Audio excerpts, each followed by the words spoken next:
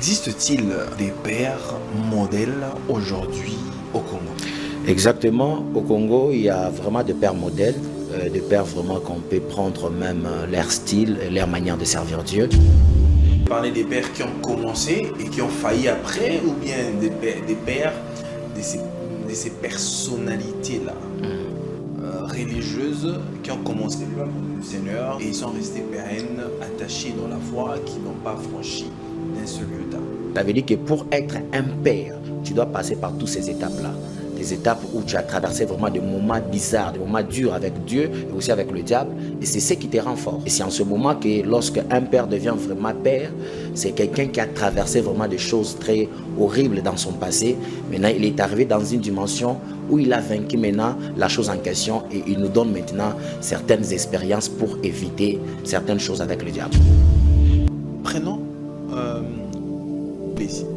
Serait-il un père modèle aujourd'hui pour la nouvelle génération? Le prophète Denis Lessy, toute sa vie, c'est tout un enseignement. Et je pense que c'est l'un des hommes de Dieu que Dieu a beaucoup utilisé dans le passé. Parce que moi, je suis né, j'ai trouvé déjà que papa Denis Lessy, il a fait des exploits avec Dieu. Il a fait des stades, il a fait des grandes choses, il a guéri des gens. C'est vraiment un homme qui a travaillé avec Dieu. Et cet homme de Dieu-là, malgré qu'il peut avoir des choses qui peuvent se passer bizarrement dans sa vie, il reste toujours un père. Parce il reste un père, mais pas un modèle. Il reste un père, mais pas un modèle. Bon, je ne peux pas dire pas un modèle, par contre, mais je pense que même dans sa manière de faire des choses, regardez, il y a beaucoup de prophéties que cet homme a données, que beaucoup de prophètes qu'on respecte, qu'on croit à leur Dieu, ils n'ont jamais donné ce genre de prophéties. L'évangéliste Kiziamine Kibila, reste-t-il un père modèle aujourd'hui pour la nouvelle génération? Non, non, pour moi je ne pense pas. Y a-t-il alors des pères auxquels le prophète Franck regarde et est inspiré aujourd'hui comme serviteurs des dieux modèles qui n'ont franchi à rien et puis qui vivent une vie pieuse et qui sont vraiment de vrais modèles, quoi? Personnellement, oui. Je pense qu'il y a un homme que j'ai beaucoup aimé. Dieu ne m'a jamais permis de le rencontrer. C'est le pasteur Moïse Mbia. Et quand je regarde la manière qu'il a travaillé avec Dieu... Le pasteur Moïse Mbia. Exactement, le pasteur Moïse Mbia. Si vous regardez la manière que cet homme a travaillé avec Dieu, que ce soit les attaques qu'il a eues dans son passé, mais aujourd'hui, cet homme, il est toujours fort. Et sa vie m'a toujours enseigné beaucoup. Parce que c'est parmi un homme de Dieu que Dieu a donné un cœur sincère. Je l'ai jamais. Bon enseignant. Un bon enseignant, exactement. C'est une personne qui a vraiment un cœur d'un enfant de Dieu. Et vous allez comprendre que ces genres des hommes de Dieu, ils sont rares dans la République démocratique du Congo. Pourquoi? Parce que... Qui s'est pardonné facilement. Qui s'est pardonné facilement. Et qui s'est réconcilié facilement. Exactement. Et vous n'allez pas voir, vous allez même regarder, moi j'ai souvent l'habitude de regarder cet homme de Dieu, même dans sa manière de s'habiller, il est trop simple. Et vous allez voir que cet homme, c'est un homme qui a un cœur de Dieu.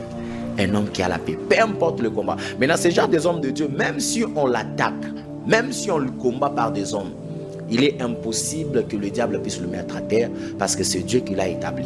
Et je pense que c'est un père modèle que nous, les enfants de Dieu, nous devons prendre comme un modèle.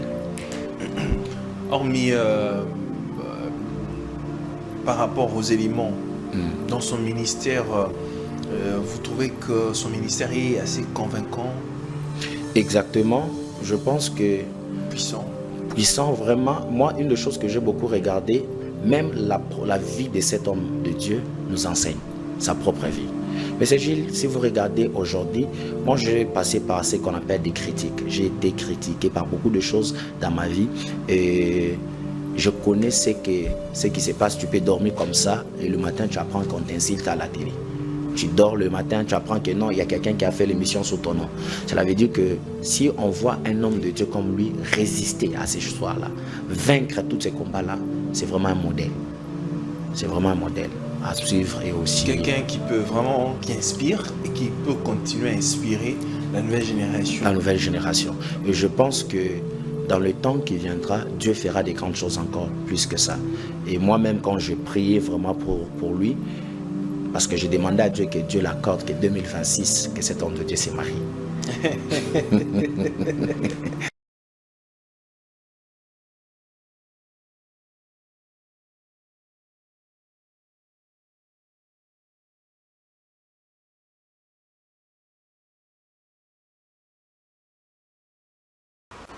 Vous faites bien de nous suivre sur Congo Buzz Télévision, la chaîne de la Nouvelle République. Vous êtes très nombreux à devoir nous suivre. Merci et bienvenue à ce nouveau numéro de votre émission.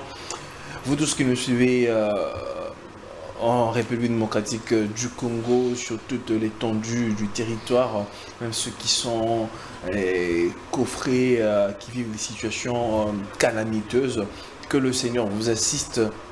Et je crois, je prie pour vous que bientôt et très bientôt que votre situation sera améliorée. Et pour tous ceux qui nous suivent en Europe, aux États-Unis, dans toute l'Afrique, je vous suis très reconnaissant. Alors une manière pour vous de nous soutenir, c'est de vous abonner sur notre chaîne et de partager le lien à ceux qui n'ont pas l'information. Je reçois pour vous un habitué de cette émission, le prophète Franck, que vous aimez et qui vous bénit dans ses passages sur ce plateau et qui nous parle des éléments, des choses beaucoup plus intéressantes qui tirent sur son nom des Saintes Écritures. Il y a aujourd'hui le prophète Franck, avec lui nous allons parler sur les malédictions générationnelles, parce qu'aujourd'hui on peut se poser tant de questions. Existe-t-il réellement des malédictions générationnelles après la croix? Christ est mort sur la croix. Pouvons-nous toujours être attachés, ou pouvons-nous toujours être sous influence diabolique d'une certaine façon, parce que Christ a déjà payé le prix au calvaire? Nous en parlons avec le prophète Franck, à qui j'ai dit bonsoir et bienvenue, prophète. Bonsoir, monsieur Gilles. Vous allez bien? Oui, ça va très bien par la grâce de Dieu. Très bien habillé. Merci beaucoup. J'apprécie votre cravate là. Merci beaucoup. Très bien. Alors, prophète Franck, avant de pouvoir ouvrir notre émission, j'aimerais d'abord savoir comment se porte l'état de votre œuvre ou encore de votre église. Personnellement, l'église Iron Church évolue très bien par la grâce de Dieu, que ce soit celle de Lubumbashi ou aussi de Paris. Tout va très bien par la grâce de Dieu. Très bien. Comme l'apôtre Paul disait, l'église croit. Alors, ça veut dire que, comme l'apôtre Paul disait plutôt, que vous croissiez comme que vos âmes croissent comme voilà, votre corps croit aussi. Oui. Donc, l'église croit aussi de la même façon. Exactement. Très bien. Alors, ouvrons directement cette émission, prophète Franck, par une question polémique qui fait couler beaucoup d'encre, beaucoup de salive. Aujourd'hui, dans le milieu religieux, on en parle, et certaines personnes soutiennent, et certaines personnes ne soutiennent pas cet avis. Cette question des pères spirituels. Existe-t-il des pères spirituels dans la foi? Exactement, nous avons vraiment des pères spirituels qui existent. Et aujourd'hui, personnellement, il existe des bons pères spirituels dans l'Église et dans le corps du Christ, et à qui nous sommes attachés et nous sommes en train de travailler sur leur alliance, leur vision.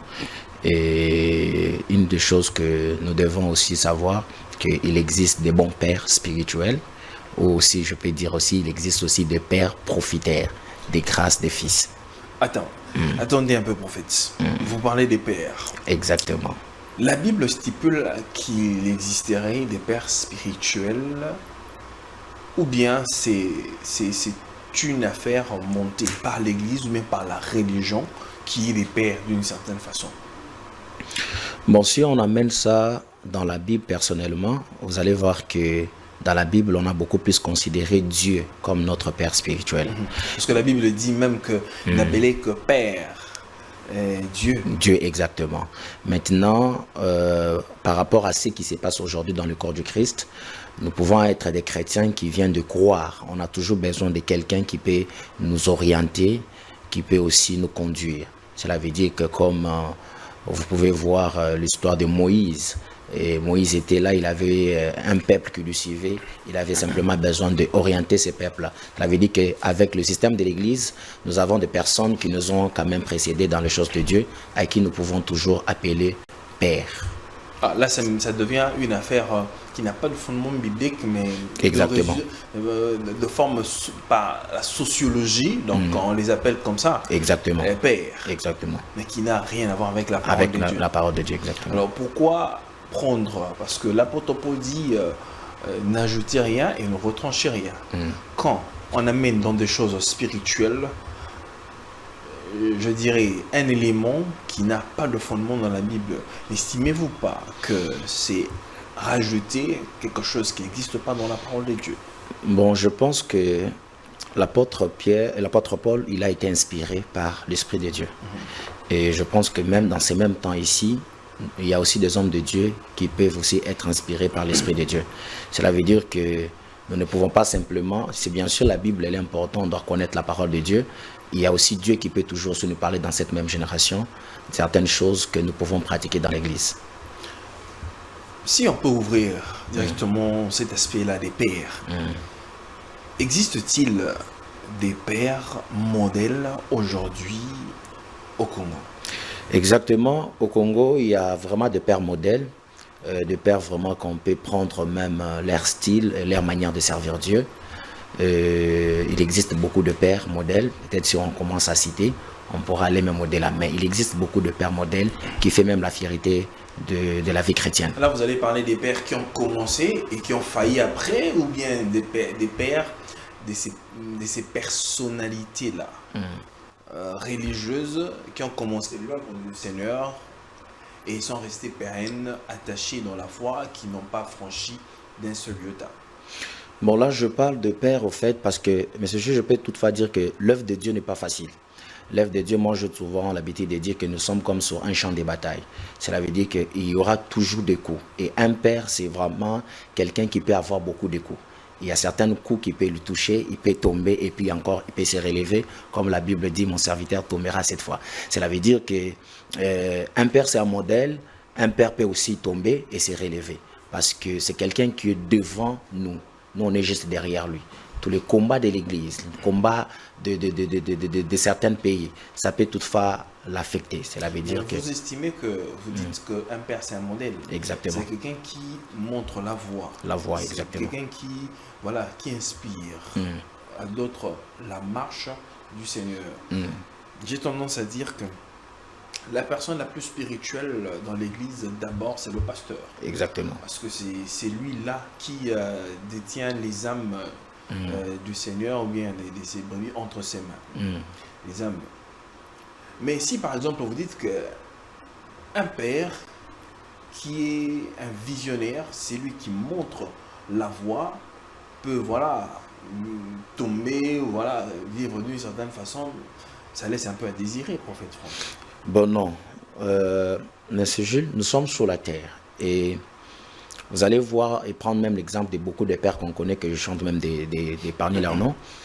Dans la marche chrétienne, c'est qu'on oublie, on s'est dit que le Père, il est Dieu, mais il n'est pas Dieu. C'est aussi un homme. Parce que quand on parle de l'homme de Dieu, en tout d'abord, c'est un homme. Absolument. Cela veut dire qu'il peut aussi avoir des faiblesses. Et cet homme peut aussi avoir des coups qui lui dépassent, qui peut aussi lui mettre à terre. Et la plupart, peut-être si on regarde beaucoup de nos pères, ils ont toujours un témoignage avec Dieu. Il y a des moments où le diable tellement l'a donné un coup, mais malgré que peut-être il n'a pas parlé ça publiquement, mais il est resté avec un témoignage. Cela veut dire que pour être un père, tu dois passer par toutes ces étapes-là. Des étapes où tu as traversé vraiment des moments bizarres, des moments durs avec Dieu et aussi avec le diable. Et c'est ce qui te rend fort. Et c'est en ce moment que lorsque un père devient vraiment père, c'est quelqu'un qui a traversé vraiment des choses très horribles dans son passé. Maintenant, il est arrivé dans une dimension où il a vaincu maintenant la chose en question et il nous donne maintenant certaines expériences pour éviter certaines choses avec le diable. Là, je suis tout à fait d'accord avec vous parce que ce sont des moments de désert ou encore des moments de formation. Exactement. Je vais citer, par exemple, prenons... ici. Serait-il un père modèle aujourd'hui pour la nouvelle génération? Pour la nouvelle génération, je pense que le prophète Denis Lacy, toute sa vie, c'est tout un enseignement. Et je pense que c'est l'un des hommes de Dieu que Dieu a beaucoup utilisé dans le passé. Parce que moi, je suis né, j'ai trouvé déjà que papa Denis Lacy, il a fait des exploits avec Dieu. Il a fait des stades, il a fait des grandes choses, il a guéri des gens.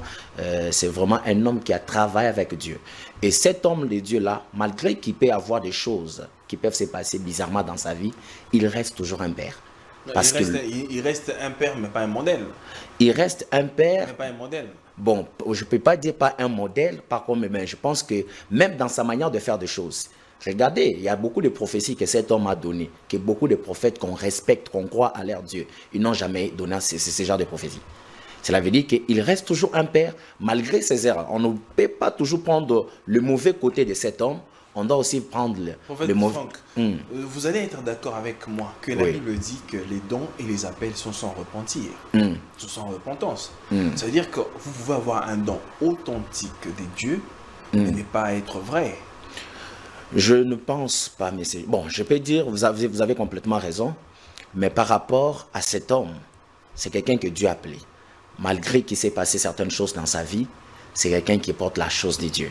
Et je pense que dans le temps qui viendra, Dieu lui-même va faire ce qu'il doit faire avec lui. Et mais il reste un père. Que Dieu est appelé, par exemple, je prends l'apôtre Paul. L'apôtre Paul qui était un brigand, ainsi de suite, qui a rencontré la colonne de feu, le Seigneur Jésus, lui-même lui commissionnant de faire l'œuvre du Seigneur. Et après, l'apôtre Paul se détourne de la voie et voilà, commence à vivre en deçà de ce qu'il devrait normalement vivre. À ce moment, vous allez dire que bon, il reste toujours un vrai serviteur de Dieu, un vrai apôtre, un vrai prophète. Regarde les Saintes Écritures, qu'allez-vous dire? Oui. Bon, par rapport à ça, M. Gilles, moi je pense que en tout, il a l'appel, il a la grâce, il porte la chose de Dieu. De la même manière qu'il aura toujours des mauvais côtés et certaines faiblesses. Cela veut dire que non, en tant que nous, enfants de Dieu, nous n'allons pas prendre seulement ces mauvais côtés-là. Parce qu'il est un homme qui porte la grâce de Dieu. Et ça peut arriver que l'homme tombe dans certaines choses. Le diable porte la grâce de Dieu. Le diable ne porte pas la grâce de Dieu. Non, parce que jusqu'au jour d'aujourd'hui, si Dieu veut mettre terme au diable, il mettrait terme à Lucifer. Le diable doit exister pour que le monde soit vraiment, ils a vraiment monde. Parce que sans le diable, il bénéficie aussi de la grâce de Dieu. Il bénéficie, bon, je peux dire comme ça, mais... Donc, il reste vraiment un homme de Dieu, mais il y a des choses qu'on peut prendre et ce qu'on ne peut pas prendre chez lui. Prenons l'évangéliste Kiziami Nakibila. Reste-t-il un père modèle aujourd'hui pour la nouvelle génération? Personnellement, cet homme de Dieu va rester toujours un père. Je ne suis pas trop, non. Pour moi, je ne pense pas. Dieu ne m'a pas vraiment donné le don de juger.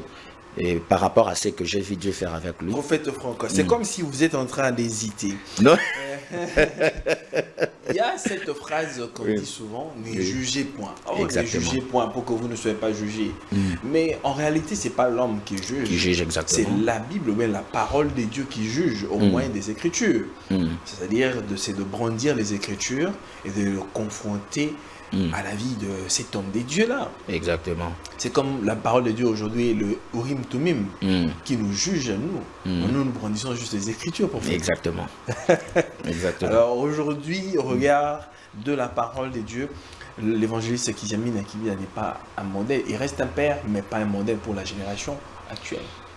Bon, je ne peux pas dire pas un modèle. Est-ce que vous savez que aussi que cet homme de Dieu, dans le passé, Dieu a fait aussi des grandes choses avec lui? Oui, avoir fait des grandes choses. Vous savez, mais c'est juste, je vais prendre une petite exemple. Je vais prendre une petite exemple. Vous savez, la grâce de Dieu, elle est comment? La grâce de Dieu peut être quand je prends le téléphone ici et je le mets en haut et quand je laisse, ça prend du temps pour que ça arrive jusqu'à là où il y a le table. Ça veut dire que pendant que le téléphone est en haut, jusqu'au point que ça se dépose, il y a un temps que l'homme est Dieu. Cela veut dire que l'homme peut peut-être travailler avec Dieu pour un certain temps. Dieu travaille avec lui. Mais il arrivera un temps où Dieu va se calmer. Il a dit que mon serviteur repose-toi. Maintenant, il y a certains hommes de Dieu qui entrent maintenant par une atmosphère qui n'est pas bonne, qui se laissent faire, ou commencent à dire ce qu'il ne faut pas dire. Mais je pense qu'un père, on ne lui juge pas. Peu importe l'erreur qu'il a. Un père, on le sécurise. Parce que l'onction d'un ex-oint est plus dangereuse. Comment est-ce que quelqu'un qui n'est plus en Christ peut toujours être un oint? Parce que l'oint, c'est le Saint-Esprit. C'est Dieu œuvrant dans l'homme. Mais quand par exemple Christ, on peut voir la manifestation de Christ n'est plus là dans votre ministère, dans votre vie, comment est-ce que vous appellerez toujours oint? Monsieur Gilles, vous savez que aussi l'apparence, elle est trompeuse. Parce que nous pouvons voir par rapport au physique, aux faiblesses de cet homme. Mais dans son cœur, il y a quelque chose entre lui et Dieu.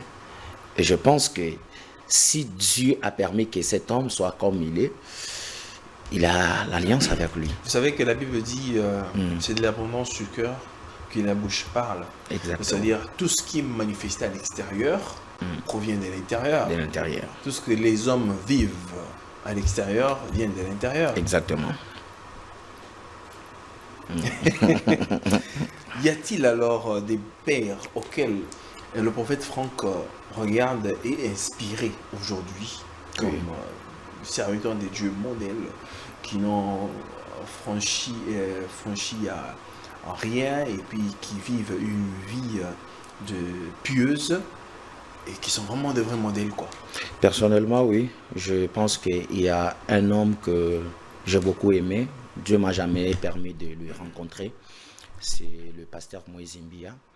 Et quand je regarde la manière qu'il a travaillé avec Dieu... Le pasteur Moïse Mbia. Exactement, le pasteur Moïse Mbia.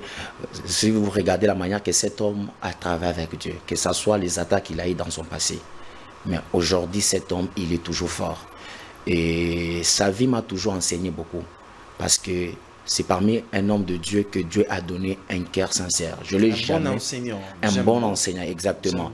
C'est une personne qui a vraiment un cœur d'un enfant de Dieu. Et vous allez comprendre que ces genres des hommes de Dieu, ils sont rares dans la République démocratique du Congo. Pourquoi? Parce que qui s'est pardonné facilement. Qui s'est pardonné facilement. Et qui s'est réconcilié si facilement. Exactement.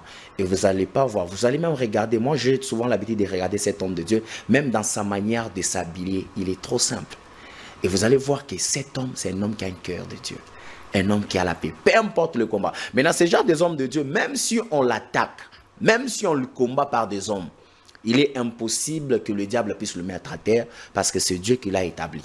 Et je pense que c'est un père modèle que nous, les enfants de Dieu, nous devons prendre comme un modèle. Hormis par rapport aux éléments dans son ministère, vous trouvez que son ministère est assez convaincant? Exactement. Je pense que... Puissant, vraiment. Moi, une des choses que j'ai beaucoup regardé, même la vie de cet homme de Dieu nous enseigne sa propre vie. Mais c'est Gilles, si vous regardez aujourd'hui, moi j'ai passé par ce qu'on appelle des critiques. J'ai été critiqué par beaucoup de choses dans ma vie et je connais ce qui se passe. Tu peux dormir comme ça et le matin tu apprends qu'on t'insulte à la télé. Tu dors le matin, tu apprends que non, il y a quelqu'un qui a fait l'émission sous ton nom. Cela veut dire que si on voit un homme de Dieu comme lui résister à ces histoires-là, vaincre tous ces combats-là, c'est vraiment un modèle. C'est vraiment un modèle à suivre et aussi... Quelqu'un qui peut vraiment, qui inspire et qui peut continuer à inspirer la nouvelle génération. La nouvelle génération. Et je pense que dans le temps qui viendra, Dieu fera des grandes choses encore plus que ça. Et moi-même, quand je priais vraiment pour lui, parce que j'ai demandé à Dieu que Dieu l'accorde que 2026, que cet homme de Dieu s'est marié. C'était ça ma prière par rapport à lui. Et je pense que l'année 2026, l'homme de Dieu va se marier à une très belle femme. Mais je pense que le mariage ne sera pas ici. Ce sera en Europe. Certaines personnes estiment que, on dirait, la notoriété qu'a le pasteur Moïse Mbia, c'est parce qu'il est encore célibataire. Oui. Le jour où il osait se marier, les sœurs vont sortir des cités Bethel Et Bon. voilà, sa notoriété va baisser et voilà, beaucoup de gens vont sortir de l'église. Comment trouvez-vous? Bon, moi, je ne pense pas souvent parce que l'église Bethel, c'est vraiment une église qui a été fondée. Si vous regardez, il y a des jeunes, mais c'est une église qui est nourrie par la parole de Dieu. Et je pense que si le pasteur Moïse Mbia se marie, ça sera vraiment fadeux. Cela veut dire que l'église sera encore plus remplie. Ah, l'église sera remplie. Remplie parce que encore, vous savez oui. qu'il y a la majeure partie des sœurs qui sont là, leurs yeux sont braqués sur le Ça, pasteur. Ils c'est- attendent. et- Et celui-là qui ne sera peut-être pas choisi, bon voilà, il sera Moi, peut-être je pense déçu. que si on peut avoir des sœurs qui peuvent quitter, cela veut dire qu'ils n'étaient pas remplis de l'Esprit de Dieu. Mais s'il y a des personnes qui sont remplies de l'Esprit de Dieu, ils vont rester. Mais vous savez que quand on a un besoin, cela n'a pas de lien avec avoir l'esprit de Dieu. Exactement. Exactement, c'est ça. Très bien. Bon, vous estimez que Moïse Mbie pourrait être Josué qui amènerait l'évangile aujourd'hui, comme à l'instar des grands qui sont passés, comme les Hadi Nabala, qui ont amené le réveil. Aujourd'hui, on peut parler vraiment en RDC comme ça. Moïse Mbie qui pourrait vraiment amener un grand réveil, amener les enfants de Dieu jusqu'à un certain niveau en Christ. Oui, oui, je le crois très très bien. Et je crois que le pasteur Moïse Mbia, et vous savez que même pour faire de grandes choses avec Dieu, il faut avoir un cœur sincère et un cœur qui est beaucoup rempli de l'amour de Dieu. Et le pasteur Moïse Mbia, c'est un homme que Dieu a donné le mandat, la grâce et aussi l'onction qui doit impacter des générations. Et personnellement, je peux aussi dire que ce que le pasteur Moïse Mbia a fait, juste là, il n'a pas encore fait peut-être ce que Dieu il avait encore promis. Et il va faire des grandes choses que ce qu'il a fait actuellement. Et je pense que dans le temps qui arrive, ça sera vraiment un père modèle pour plusieurs.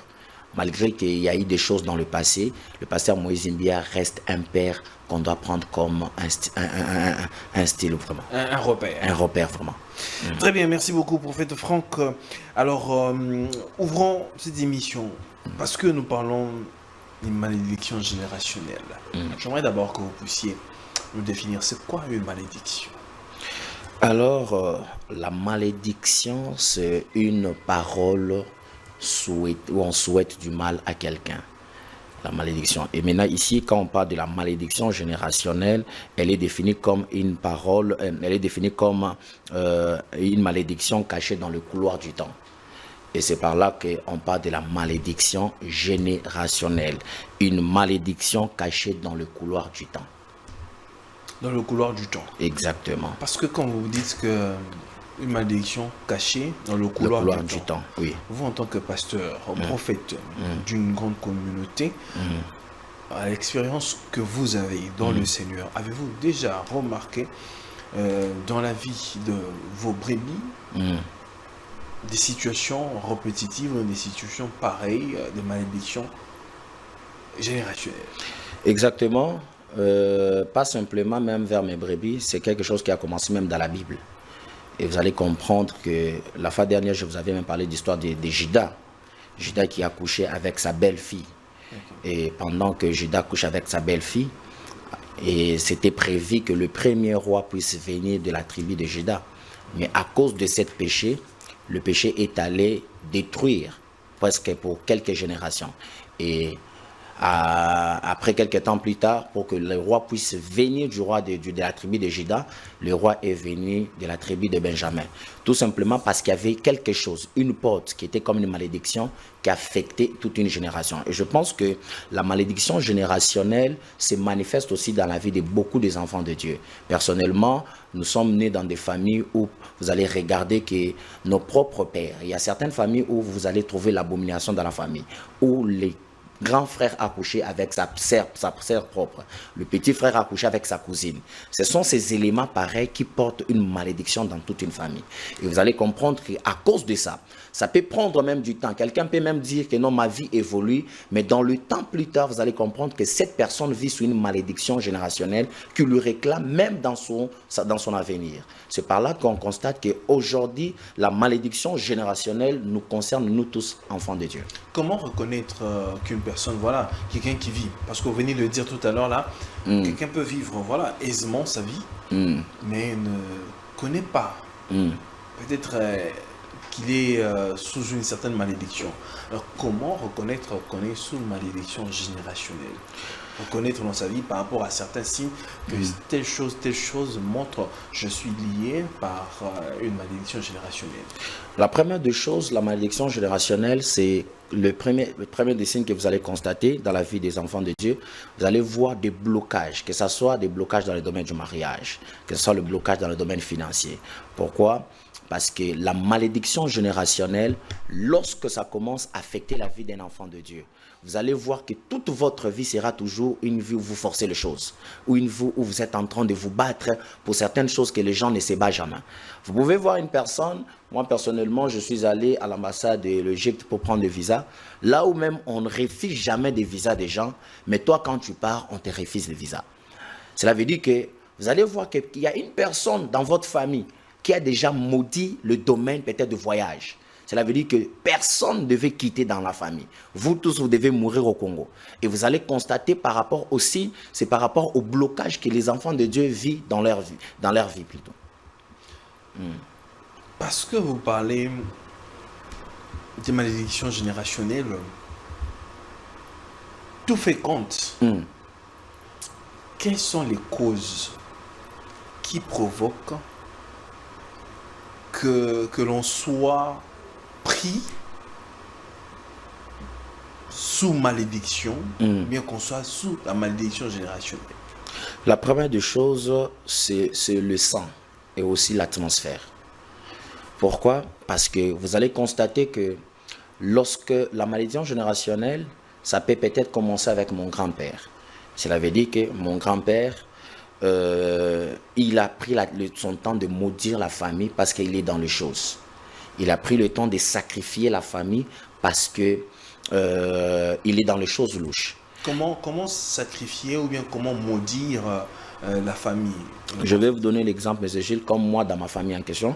Moi, je suis Moulouba, mais mon grand-père, il était trop mystique. Cela veut dire que quand il avait tous ses enfants, vous savez, là, au Baloba, il y a ce qu'on appelle les Nzoloaba qui est chez les cérémonies et tout. Mais mon grand-père avait tout maudit, toute la famille de mon père. Cela veut dire que tous ses enfants. Il a dit que non, mes propres enfants, s'ils ne respectent pas mes principes, voilà ce qui doit arriver. Vous n'allez jamais aller loin, vous n'allez jamais évoluer. Et ce sont des paroles prononcées. Et après quelques temps, je posais des questions à mon père. Mon père m'a dit, mais il y avait mon papa qui avait l'habitude parce qu'il ne voulait pas qu'on puisse parler avec ses frères, ses cousins.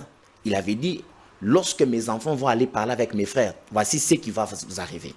Et dans le temps passé, on a commencé à constater que chaque année, on enterrait des gens dans la famille, du côté des papas. Et personnellement, je constatais que la mort touchait chaque année, on peut peut-être enterrer 2 personnes. Chaque année, on cherchait d'où vient la mort. Et pendant qu'on prie, le Seigneur nous révèle que la mort vient de votre grand-père, qui avait déjà annoncé des paroles. Et des paroles qui sont maintenant comme une malédiction générationnelle. Et qui a fait en sorte que même malgré que lui n'existe pas, les paroles sont restées. Et ce que les paroles-là a fait des effets jusqu'au point que tous mes tantes et mes oncles, ils sont partis. Nous sommes restés que les enfants. C'est par là que Dieu nous a révélé qu'il y a un problème de la malédiction générationnelle où vous devez vous déconnecter. Pourquoi ça nous a touchés? Et pourquoi ça a touché d'abord les parents? Parce qu'il y avait un problème d'alliance, des sangs, et aussi il y avait un problème d'atmosphère. Je l'ai dit dans mon prélude de prophète Franco. Christ est mort sur la croix. Exactement. Il a payé du prix pour que nous soyons, voilà. Parce qu'il a dit, et le péché, les malédictions, tout, il les a cloués à la croix. Dès lors que nous croyons au Seigneur Jésus-Christ, je ne parle pas comme un récital, comme le font dans les églises. Je suis spirituel. Dès lors qu'on a cru au Seigneur Jésus-Christ, qu'on confesse le Seigneur dans sa vie, et qu'on est passé par la croix, comme l'apôtre Paul a vu la colonne de feu, c'est la voix de tout enfant de Dieu. Pouvons-nous parler toujours des malédictions générationnelles qui s'attache à notre vie d'une certaine façon, prophète Franck. Oui, monsieur Gilles, je reviens encore pour répondre à cette question. Jésus est mort pour nos péchés. Il est mort pour que nous puissions encore avoir sa vie. Mais personnellement, croire en Jésus-Christ, ça ne suffit pas. Croire en Jésus, ça ne suffit pas. Pourquoi? Quelqu'un va me dire que moi je crois en Jésus, mais il est en train de vivre sur un problème de la pauvreté grave. Si vous dites que croire en Jésus ne suffit pas, ça veut dire que celui-là n'a pas cru pleinement en Jésus. Exactement. Ou bien on fait de Jésus un moins puissant. Mais c'est Gilles, combien de pasteurs qui ont cru en Jésus et qui se disent non, moi je crois. Parce que croire en Jésus, c'est accepter d'abord Jésus. Mais j'accepte, il y a un travail que je dois maintenant mêler sur ma vie. Jésus ne viendra jamais faire tout pour certaines personnes. Les enfants de Dieu pensent que lorsqu'on croit directement, on accepte Jésus comme Seigneur et Sauveur, tout change. J'ai l'argent. Tout devient automatique. Ça ne se passe pas comme ça. J'accepte Jésus, je suis sur la terre, je dois me battre pour que je vis comme Jésus. Ce n'est pas que j'accepte Jésus, je ne regarde pas en arrière. Il y avait certains liens qui peuvent me réclamer, il y a certaines lois qui peuvent me réclamer. Même Esther, que vous regardez même dans le livre de Esther, Esther dit malgré la loi, j'entrerai. Mais moi, quand Esther elle est entrée, elle est arrivée au point d'aller s'incliner devant le roi. Cela veut dire qu'on peut accepter Jésus, il y a toute une vie qu'on doit aussi vivre pour que la vie du Christ reste en nous. La Bible dit que les choses anciennes sont passées. Voilà, les choses nouvelles, on devient nouveau en Christ. Comment est-ce que le pauvre... Les choses anciennes peuvent toujours s'attacher à nos vies. Mais c'est Gilles, comment est-ce que le pauvre Lazare, il connaissait Jésus, il croyait en Jésus, mais il était pauvre?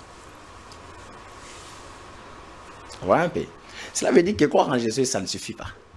Je crois en Jésus, je l'accepte, c'est mon cœur. C'est l'affaire de mon cœur et Dieu. Je l'accepte et je commence maintenant à travailler parce que sous la terre, il y a beaucoup de choses, même Dieu connaît.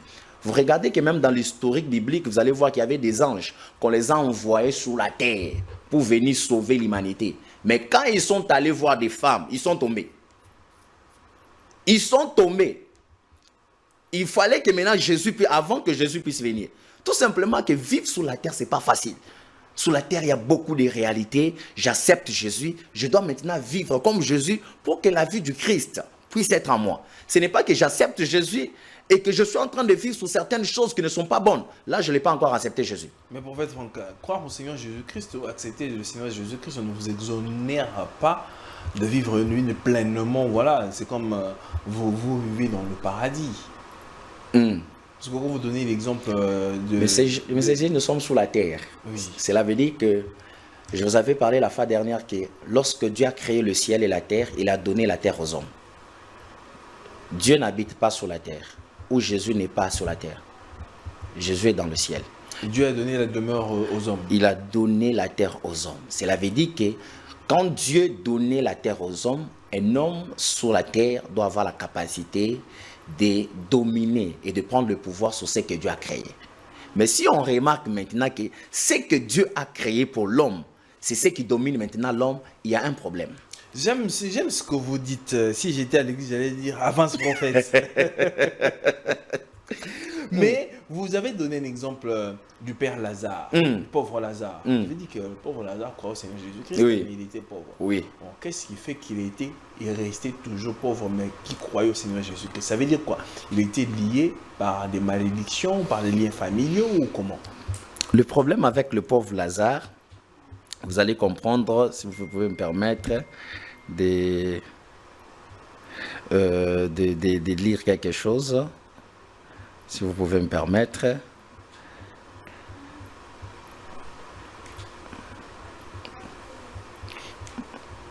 Le problème avec le pauvre Lazare, M. Gilles, vous allez comprendre que... Ok. Ici, je disais ceci, M. Gilles.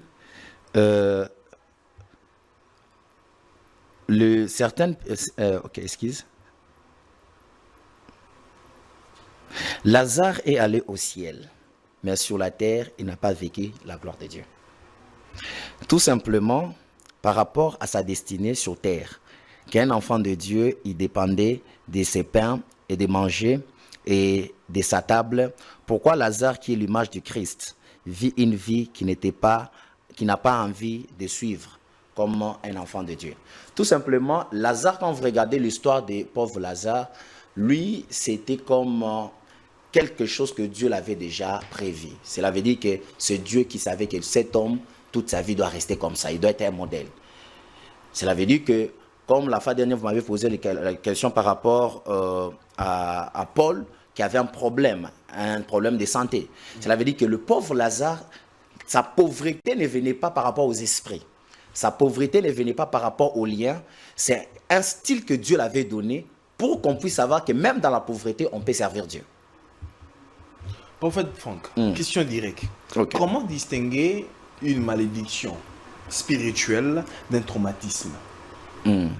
Parce qu'on parle des malédictions générationnelles. Comment faire ce distinguo entre une malédiction spirituelle et un traumatisme, par exemple? Alors, premièrement, une malédiction spirituelle, ça peut être une malédiction qu'une personne peut être aujourd'hui dans le monde spirituel. Vous allez voir une personne, quand on veut lui maudire, on doit utiliser la parole. On peut prendre des photos, on peut prendre des choses et on commence à faire des cérémonies pour maudire quelqu'un. Et cette malédiction spirituelle aura des effets aussi sous le plan spirituel et aussi sous le plan physique. Maintenant, une personne qui est traumatisée par rapport à certaines conditions de vie, il est fatigué. Parce qu'il y a d'autres personnes, pour être traumatisé, il faut comprendre certaines réalités que tu es en train de vivre. Peut-être quelqu'un, il est fatigué de la vie, il a marre, il force certaines choses, il ne sait pas comment s'en sortir, au point qu'il est devenu traumatisé. Et je pense que lui, là, il n'a pas un problème de la malédiction, il doit simplement savoir comment il doit prier, comment il doit chercher, parce que la Bible dit chercher, vous allez trouver. Ça veut dire qu'il doit savoir comment il doit sortir dans cela, soit appeler un homme de Dieu et prier pour lui, et ça peut l'aider pour sortir dans ça. Mais une personne qui est sous une malédiction spirituelle, c'est une malédiction qui a des effets très bizarres. Ça peut affecter la vie d'un enfant de Dieu d'une manière physique ou d'une manière spirituelle. Donc, c'est par là, les effets là, vous pouvez voir une personne qui peut peut-être aller même loin, comme je vous avais parlé la fois dernière, il peut même être aux États-Unis, mais il vit sous une malédiction générationnelle. Je connais l'histoire, mais c'est juste de l'un de mes fidèles. Quand il était encore ici en RDC, il a eu à frapper son père. Il a frappé son père. Et son papa a dit, comme toi tu m'as touché, un jour tu verras ce qui arrivera à tes enfants. Cet homme, 20 ans ou peut-être 15 ans plus tard, il s'est marié. Et vous savez, quand il s'est marié, la première des choses est que son premier enfant, il a eu un problème de tête, comme on appelle les enfants mongols. Maintenant, quand il venait avec l'enfant à l'église, on essayait de prier pour savoir le problème ici, ça vient d'où. Et vous allez comprendre que l'acte qu'il avait fait et la parole de son père qui avait parlé, il n'a pas simplement parlé, il y avait certaines choses qu'il a fait sur le plan spirituel et qui a eu des effets 20 ans plus tard. Ça l'a touché. Ça, c'est une malédiction spirituelle qui peut prendre du temps pour aller agir même dans le 10 ans. Plus tard, ça revient. Et c'est par là qu'on priait. Dieu m'a révélé que le problème en question, c'est lui qui est responsable de tout ça. C'est son propre père qui avait parlé. Pourquoi? Parce qu'il y avait une cause. Parce que même la malédiction, pour que ça puisse toucher certaines personnes, il faut qu'une cause soit établie. Parce que la malédiction sans cause, ça ne peut pas avoir des effets sur la vie des enfants de Dieu. Ça, c'est quelque chose qu'on doit aussi souligner. Parce que même dans Deutéronome, la Bible est en train de dire que comment maudirais-je celui que Dieu n'a point maudit? Cela veut dire qu'il est impossible aussi de maudire une personne que Dieu n'a pas maudit. Ça veut dire que, en quelque sorte, vous me rejoignez pour dire que ceux qui sont en Christ, ceux qui sont cachés sous le sang du Seigneur Jésus-Christ, aucune malédiction ne peut les atteindre. Ceux qui sont en ordre avec Christ, ça je peux le dire, oui. Ceux qui sont en ordre avec Christ. Parce que vous allez comprendre que même dans l'histoire de Balak et Balaam, quand on appelle le prophète pour qu'il maudit le peuple de Dieu, le prophète répond qu'il est impossible de maudire le peuple qui sont bénis de Dieu. Cela veut dire qu'un enfant de Dieu qui respecte la parole de Dieu, qui marche dans la parole de Dieu, dans la vérité, il ne peut pas vivre sous la malédiction. Mais un enfant de Dieu qui est en train de un pied dedans, un pied dehors, la malédiction peut le toucher. La malédiction peut le toucher.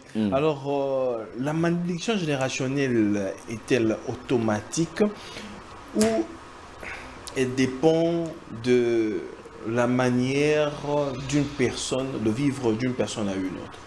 Je pense que ce n'est pas automatique. Ça dépend de la manière où la personne a vécu dans son passé. Mais prophète, au début, vous avez commencé par dire que c'est soit lié par le sang, soit par... Il y a maintenant cette dimension. Ça dépend aussi de certaines dimensions. Parce qu'il y a d'autres personnes, la malédiction est dans le sang. Mais à d'autres personnes, c'est toi-même, tu peux te provoquer une malédiction par ton propre chemin. Vous voyez un homme, comme je vous avais dit, il croise une dame aujourd'hui. Tu dragues cette dame. Après quelques temps, tu couches avec cette femme et tu l'abandonnes. Est-ce que vous savez que sous le plan spirituel, cette femme, quand elle dira des choses sous ta destinée, ça aura des effets. Et ça, c'est une malédiction provoquée. Cela veut dire que moi-même, je suis responsable de ce qui m'arrive. Maintenant, la malédiction qui est comme dans le sang, c'est une malédiction qui a travaillé avec nos arrière-grands-pères, qui ont créé des effets. C'est par là que j'ai touché l'histoire de Judas, qui a fait des choses et à cause de son péché à lui, ça a touché toute une génération. Pourquoi? Parce que nous sommes dans la même tribu de Judas et comme Judas a péché, à cause des péchés de Judas, le roi qui devait naître dans la tribu de Judas, il est allé sortir dans la tribu de Benjamin. Je peux le dire comme ça. Wow, c'est très profond. C'est très profond. Alors, vous avez parlé des causes. Oui. Vous avez soulevé un élément très capital ici. De cette personne qui est sortie avec une femme. Oui. Et que cette femme-là, sur le plan spirituel, peut avoir des paroles sur la destinée de cet homme-là. Quelle est la voie de sortie pour cette personne-là? La prière, ou bien c'est de revenir, se réconcilier avec la personne, s'il y a des mal qui ont été causés, des préjudices qui ont été causés, on repart, et puis voilà, et tout redevient normal ou comment? Je vais répondre déjà. Vous savez, 85% des hommes, leur vie n'évolue pas, c'est par rapport à leurs ex. Pourquoi? Parce que... Oh, c'est fort ça. Oui, 85% des hommes, leur vie n'évolue pas, c'est par rapport à l'exercice. Vous savez, quand vous sortez avec une femme sur le plan spirituel, elle pèse, même si elle est païenne. Cela veut dire que quand tu entres dans la vie d'une femme et que tu ne réalises pas le parole que tu l'avais promis auparavant, cela veut dire que tu viens, tu mens la personne. Parce que vous savez qu'il y a des hommes qui sont tellement professionnels, ils peuvent draguer une femme. Tu sais toi-même, tu es conscient que là, je suis en train de mentir. Mais après, ce que tu cherches, c'est le sexe. Et une fois que tu couches avec cette femme, directement sous le plan spirituel, cette femme, elle a le pouvoir sur ta destinée. Pourquoi? Parce que le sexe, sous le plan spirituel, ça a des effets. Et c'est pour cela que vous allez voir que la vie de beaucoup des hommes n'évolue pas parce qu'il y a des personnes qui ont déjà parlé sur leur vie. Il y a des femmes plutôt qui ont déjà parlé sur leur vie. Toi, même si tu pars comment, tu ne peux jamais évoluer. Seulement si tu ne m'avais pas connu. Comment cette parole? Beaucoup peuvent négliger, mais cette parole a des effets dans la vie de beaucoup de hommes. Et pour quitter sous cette parole, il faut rentrer en arrière et chercher cette personne. Premièrement, tu demandes enfin que cette personne puisse te pardonner. Et si tu peux avoir quelque chose qui peut affecter son cœur, enfin, parce que la parole, une bénédiction sort quand le cœur d'une personne est dans la joie. Et lorsque vous pouvez avoir quelque chose qui peut réjouir son cœur et qu'elle puisse encore parler des paroles de bénédiction sur ta vie, cette malédiction va tomber. Et là, c'est la première partie. Et la deuxième partie, qu'est-ce que la démarche que la personne... La deuxième partie maintenant, c'est au niveau maintenant de la prière. Tu cherches des hommes de Dieu, et puis une fois que tu cherches les hommes de Dieu, on commence à redéclarer des paroles de bénédiction sur la vie, sur ta vie, et aussi en train de te bénir. Une fois qu'on te bénit, tu prends ton offrande, tu mets à l'église, c'est tout. Prophète, pourquoi vous habituez les gens à aller toujours vers les hommes de Dieu? Pourquoi ne pas responsabiliser les chrétiens eux-mêmes? Pourquoi ne pas dire que la personne peut aller seule, voir Dieu et de prier, d'exposer le problème à Dieu parce qu'il a déjà arrangé avec la personne et il n'a qu'à venir auprès des dieux d'arranger, de donner par exemple son offrande ou bien se consacrer à Dieu et puis voilà. Bon, on demande beaucoup plus aux hommes de Dieu. Pourquoi? Parce que il y a certains hommes de Dieu, ils ont aussi l'expérience de la vie spirituelle. Cela veut dire que devant un homme de Dieu, il peut bien t'orienter que toi-même. Il peut avoir un problème, mais il y a comme une flemme, il y a quelque chose qui ne lui permet pas de bien prier. Mais un homme de Dieu va te soutenir, il va t'aider à bien prier, il va te dire là, il faut prier comme ça, là, il faut jeûner comme ça. Mais personnellement, si quelqu'un se sent aussi que non, il peut prier lui-même. Ce n'est pas un péché, il peut prier lui-même, Dieu va toujours écouter la prière. Quel rôle joue alors la prière, la repentance et la foi quand on parle des malédictions générationnelles? Quelqu'un qui prie, quelqu'un qui a la foi en Christ, quelqu'un qui s'est repenti. Dans ce cadre-là, pouvons-nous toujours parler des malédictions générationnelles? Quelqu'un que je connais certaines personnes qui sont tellement consacrées à Christ, qui ont vraiment donné leur vie à Christ d'une certaine façon. Mais ces genres de personnes on peut dire qu'ils sont sous malédiction générationnelle d'une certaine façon. Le problème maintenant, mais c'est juste quoi? Par rapport à la malédiction générationnelle, je vous ai parlé sur deux sortes de malédictions générationnelles. Il y a ce que moi j'appelle malédiction provoquée. Mais si cette personne se retrouve sur ce type de malédiction provoquée, cela veut dire qu'il doit savoir comment est-ce qu'il a bien arrangé avec son Dieu, avec des personnes qui sont responsables de cette malédiction. Et si la personne se dit non, moi j'ai arrangé avec Dieu et aussi j'ai regardé derrière moi, j'ai aussi arrangé avec des personnes ou peut-être j'ai contrôlé bien mon parcours et que j'ai mis les choses en ordre, là je crois en Dieu, Jésus m'a sauvé, je pense que ça va. Mais une personne qui n'a même pas, qui part confesser, parce que confesser là, la Bible dit confessez vos péchés aux uns et aux autres. Vous savez qu'aujourd'hui, nous avons des problèmes sur le problème de confesser. Quelqu'un va aller prier. Oh Seigneur, j'avais péché, pardonne-moi. Bien sûr, Dieu peut t'écouter.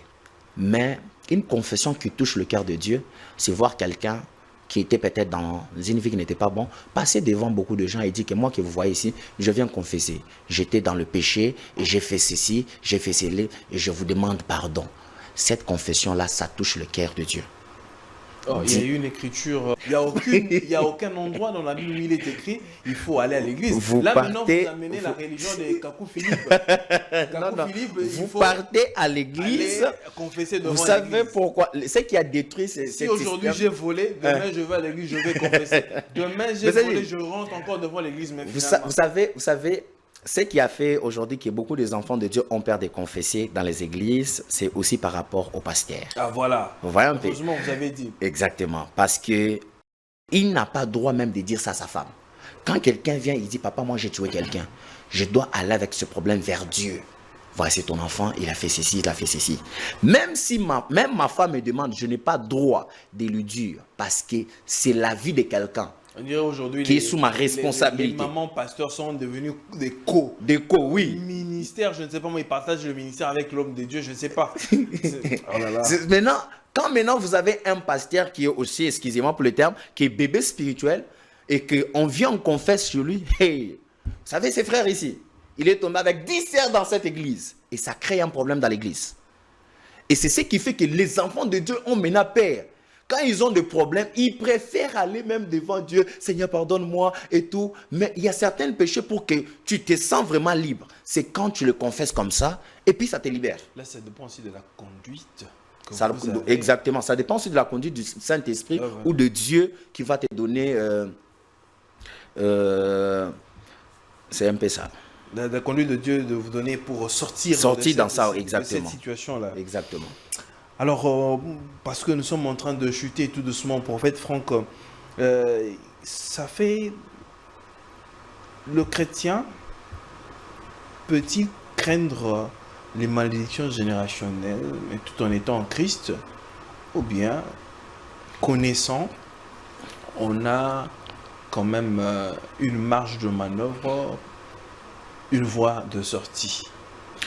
La voie de sortie... Un enfant de Dieu, un chrétien, même si tu sais que ta vie est sur une malédiction générationnelle, premièrement, un enfant de Dieu n'a pas besoin d'avoir peur.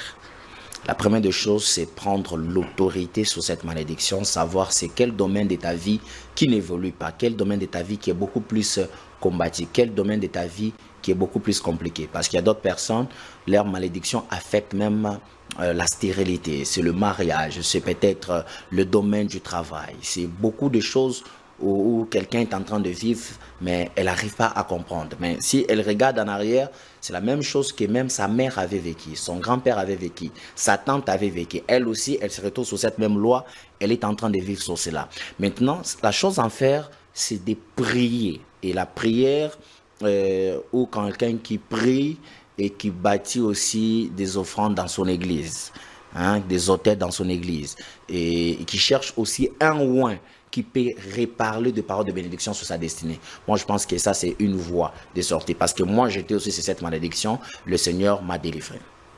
Oh, vous faisiez aussi partie. Exactement. J'étais victime de ça et le Seigneur m'a délivré. C'est par là que... Comment vous avez su que vous étiez pris sous malédiction? Vous étiez sous malédiction? La première des choses, c'est depuis 2020-2021, où je constatais que ma vie était tellement compliquée. Moi-même, je n'arrivais pas à comprendre tout le domaine de ma vie. Je venais en peine de perdre ma mère, après mon père, après mon grand frère, il est parti. Et les choses ont changé dans ma vie. C'est le domaine où certaines personnes avaient la possibilité d'aller entrer facilement. Pour moi, c'était compliqué. Mais c'est juste, moi, j'ai eu des combats même dans le domaine du passeport. Ça veut dire que tu pars dans le centre de capture pour qu'on te capture pour le passeport. Les gens viennent, ils mettent leurs empreintes. Mais quand moi je mets, ça ne passe pas. Là, et on appelle quelqu'un d'autre. Du village, exactement. Là, on appelle quelqu'un d'autre. On dit non, toi d'abord, mets-toi là-bas. On appelle quelqu'un d'autre, on le capture, ça passe. Moi, quand je viens, on met comme ça ne passe pas. La dame me dit, monsieur, sortez dehors, allez-y prier. Je dis, Seigneur, qu'est-ce qui ne va pas? Et après, j'ai compris qu'il y avait une loi qu'on avait déjà dit que personne ne doit voyager dans cette famille. Il fallait d'abord que je commence à regarder les gens qui ont déjà voyagé, peut-être même s'ils ne sont pas des gens de ma famille, et je commence à s'aimer dans leur vie. Et je commence à s'aimer. Il y a même des moments où j'avais dit à ma femme que non, maman, comme tu es en France là-bas, amène-moi d'abord la terre de la France ici. Je dois prier avec la terre là. Voilà un peu. Donc j'avais constaté que j'avais beaucoup de choses, mais une fois le Seigneur me dit, le problème c'est quoi? Le problème ce n'est pas le gens qui te combat, il y a une malédiction dans ta vie, tu dois prier. Et je me rappelle, j'étais à Lubumbashi, je suis entré en retraite à Lubumbashi pendant une semaine, en train de prier pour que Dieu délivre ma vie. Et ça m'a pris de 2021 en 2022, j'ai vu la délivrance de Dieu, et c'est par là que tout les choses matérielles, physiques, ça s'est débloqué dans ma vie. Et c'est par là que le prophète Franck est devenu prophète. Ça, c'est un parcours peut-être, si Dieu nous fait grâce et nous garde, comme le dit l'apôtre Paul, on fera une émission parcours sur repère. Exactement. Parce qu'il y a à boire et à manger, il y a beaucoup d'éléments et que ça pourrait profiter à beaucoup de gens. Prophète Franck, un mot, une phrase pour ceux qui nous suivent aujourd'hui, mardi. Nous sommes mardi 3 juillet, 3 juin plutôt, pour tous ceux qui nous suivent en ce moment. Je peux dire aux enfants de Dieu, premièrement, prenez courage, nous traversons une période très difficile. Il y a des gens qui se sentent seuls, il y a des gens qui passent par des périodes très difficiles. Vous êtes partout, Dieu vous a promis des choses et les choses, ça ne s'est pas encore réalisé. Je vous demande de prendre courage et attendre le temps de Dieu et le Seigneur va vous visiter. Croyez en Dieu, même si les choses n'évoluent pas, prenez courage, priez. Un jour, vous allez vivre la main de Dieu et le Seigneur va vous visiter. Mais prophète Franck, beaucoup de gens me dérangent, me demandent, bon, le prophète Franck a eu une œuvre à Paris et puis à Lubumbashi, et nous qui sommes ici, qui voulons bénéficier de son ministère, comment on peut venir, communier, écouter la parole de Dieu? Tout personnellement, je pense que nous avons déjà la vision de commencer l'église ici à Kinshasa, vous savez que l'œuvre de Dieu, ce n'est pas toujours la prière, il nous faut des partenaires aussi financiers. Okay. Vous savez que on peut dire que la vie chrétienne, c'est seulement prier, mais je pense que même pour commencer l'œuvre, il nous faut une salle, il nous faut les instruments, il nous faut toutes ces choses-là. La vision, elle est déjà là. Donc, nous prions que Dieu nous aide à bien organiser les choses. Parce que moi, Dieu ne m'a pas donné une vision de commencer dans une maison et on doit faire les choses bien dans le temps de Dieu. Donc, nous sommes en train de travailler sur ça et que si eux aussi, ils ont un cœur de nous soutenir financièrement pour que cette œuvre commence déjà à Kinshasa, nous serons là, nous allons commencer l'œuvre. Merci beaucoup, prophète Franck, mais je ne voudrais pas être dérangé parce que je suis souvent dérangé. Ah, on a besoin du contact du prophète. Oui. Voilà. Si vous pouvez, vous sentez, peut-être les gens voudront vous contacter, oui. Mais pour un problème ou un autre, parce que vous êtes un homme de Dieu, les gens sont tellement malades, les gens ont des préoccupations, les gens ont des problèmes, qui veulent rencontrer l'homme de Dieu pour un problème quelconque. Je ne sais pas s'il y a un numéro de contact que vous pouvez donner. Je peux avoir mon deuxième téléphone, oui. Non, attends. Il y a un numéro WhatsApp qui est disponible ici, que je vais donner. Pour toutes ces personnes qui nous suivent, c'est le 089 63 28 622. C'est le 089 63 28 622. Ça, c'est mon numéro WhatsApp, mon deuxième numéro WhatsApp. Donc, pour toutes ces personnes qui cherchent à nous contacter, vous pouvez nous contacter sur ce numéro WhatsApp. C'est le numéro de prophète Franck Mouteba. Merci beaucoup, prophète Franck, pour les éclaircissements ou encore de nous avoir parlé de ce sujet. Et beaucoup de gens vous aiment déjà pour le travail que vous abattez et pour les sujets aussi profonds et qu'on a à développer sur ce plateau.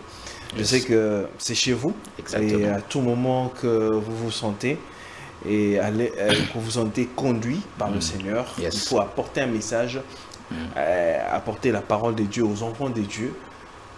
Vous êtes toujours le bienvenu. Merci. Mesdames et messieurs, c'est ici que nous mettons terme à cette émission. Merci d'avoir été très nombreux à devoir nous suivre. Vous pouvez suivre cette émission sur Congo Buzz Télévision, la rediffusion vendredi à 16h ainsi que dimanche à 12h juste. Pour le reste, portez-vous bien, que la paix soit avec vous et que Dieu vous bénisse. Au revoir.